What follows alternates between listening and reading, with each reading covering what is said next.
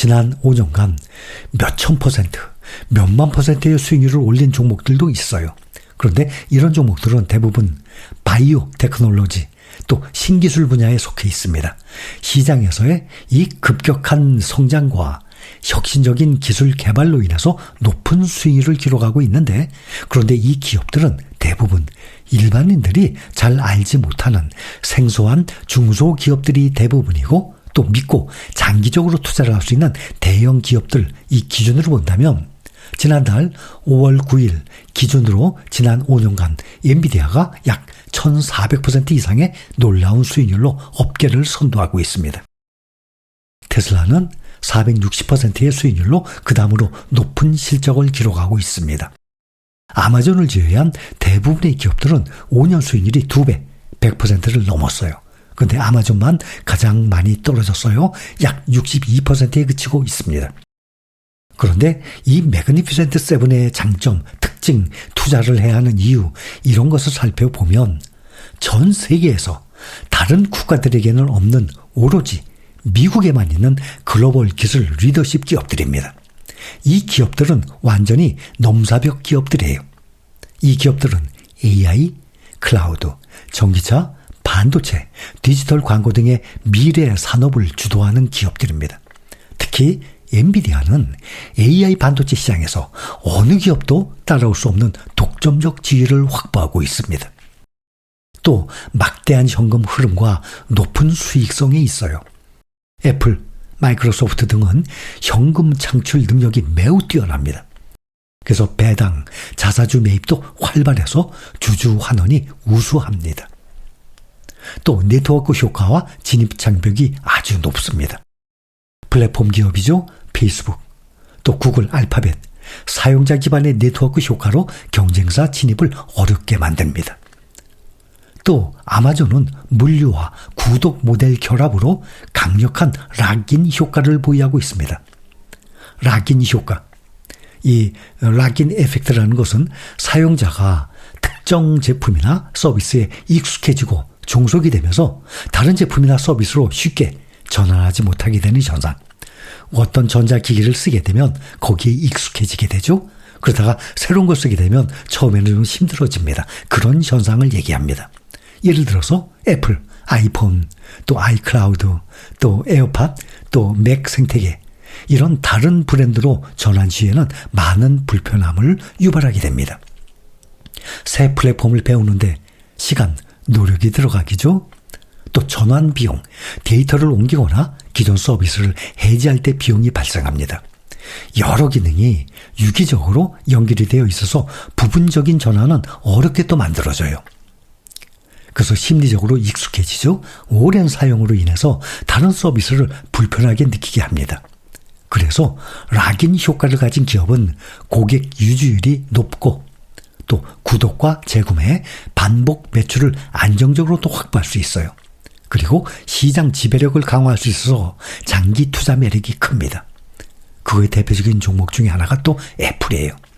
애플은 올해 반독점법 위반, 또 관세, 중국 내 경쟁 심화, 그리고 자체 인공지능 개발 이 진척도에 대한 우려로 지금 현재 19% 하락에 있습니다.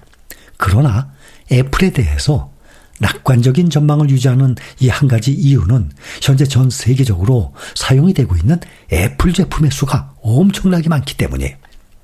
그래서 애플의 생태계와 브랜드를 핵심 경쟁 우위로 보고 있다는 것입니다. 맥OS, 이것은 애플이 개발한 유닉스 기반의 운영체제입니다.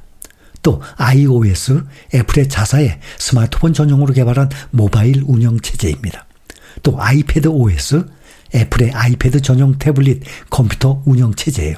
이런 것을 포함한 애플의 운영체제에 대한 지속적인 업데이트는 개발자 생태계를 여는 데 매우 중요합니다. 이 생태계는 애플의 성장, 혁신 전략의 핵심으로 간주가 됩니다. 애플 제품의 수가 지금 23억 대가 넘을 것으로 추산합니다. 전 세계적으로 애플 제품이 23억 대가 넘어요. 많은 사용자가 파손 또는 단순히 새 기기에 대한 욕구 때문에 어쩔 수 없이 기기를 업그레이드할 것이기 때문에 이러한 수치는 어느 정도 예측 가능합니다. 경제적으로 어려운 한 해에도 아이폰 업그레이드는 일정 수준을 유지하게 될 것이고 또 구독 서비스 매출은 대체로 또 지속이 될 것이고 이것은 애플의 재무 실적에 기초를 마련해 주는 겁니다. 이러한 역량은 회사가 규제, 경쟁, 무역 문제에 직면을 하더라도 성장을 지속하는 데 큰 도움이 될 것입니다. 고객과 투자자들에게 문제는 애플 인텔리전스가 아직 게임 체인저가 아니고 특정 AI 기능의 출시가 지연되고 있다는 것입니다. 애플이 AI 경쟁에서 좋은 성적을 거두려면 앞으로 시간이 좀 걸릴 것으로 예상이 됩니다. 또 인공지능이죠. 지금은 AI 시대 이제 출발점에 섰습니다. 마이크로소프트는 오픈 AI 협력으로 AI를 선도를 하고 있고 엔비디아는 AI 칩 시장의 독보적인 핵심 공급자이고 아마존, 구글, 메타도 자체 AI 모델에 대규모 투자 중에 있습니다. 또 장기 성장성을 본다 그러면 테슬라는 전기차 외에도 자율주행, 에너지 저장, 로보택시 분야에서 성장이 기대되고 있습니다. 알파벳은 유튜브, 웨이모, 클라우드 등의 신사업도 동시에 지금 전개 중에 있습니다. 이 매그니피센트 7 종목들은 글로벌 ETF의 핵심 편입 종목입니다.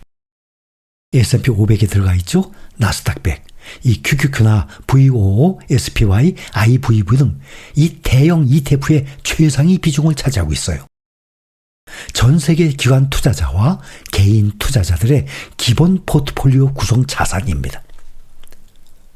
매그니피센트 7은 단기적인 이 밸류에이션 부담이 존재하고 있지만 미래 기술 기반의 구조적인 성장, 강력한 시장 지배력, 지속 가능한 이 수익성으로 인해서 장기 투자에 적합한 종목군으로 평가가 되고 있습니다. 전 세계에서 미국 경제의 지배력은 성장과 생산성 향상을 창출하고 또 혁신을 확대하고 자본을 유치하고 이를 기업 이익으로 전환하는 방식에서 지속적인 구조적 우위를 반영하고 있습니다. 미국은 2010년 이후 43% 성장했어요. 유럽의 성장률은 그 절반 정도예요. 일본의 성장률은 3분의 1에 불과합니다. 강력한 노동 정책과 완화된 규제가 미국이 분명히 유리한 입장인 반면에 다른 나라들의 이 과도한 노동 또 사업 설립 규제는 장기적인 성장에 부정적인 영향을 미쳤습니다. 예를 들어서 지금 미국의 실업률 4.2%죠. 반면에 유로존은 6%가 넘어갑니다. 특히 청년 실업률은 유로존에서 5%, 중국에서 7% 더 높습니다.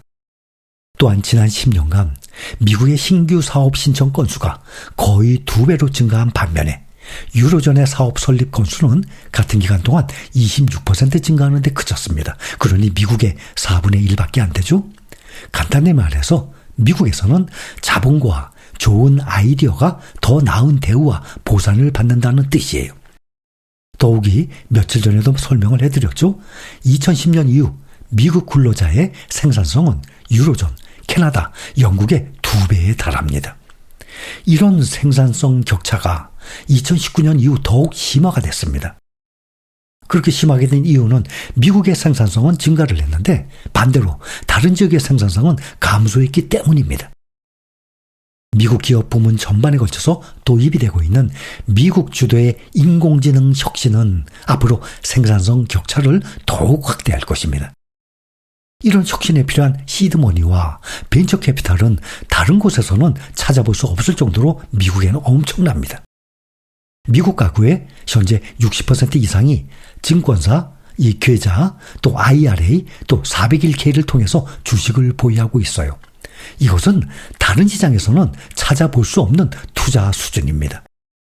이로 인해서 미국만이 세계 자본 흐름을 흡수할 수 있는 만큼 충분히 큰 시장이 되는 것입니다. 다른 국가들은 미국 수준과 같은 수준으로 세계 자본을 유치하는 이 유동적이고 확장 가능한 이 주식, 채권 시장을 구축해야 할 것입니다. 그런데 이것은 너무나도 어려운 과제예요.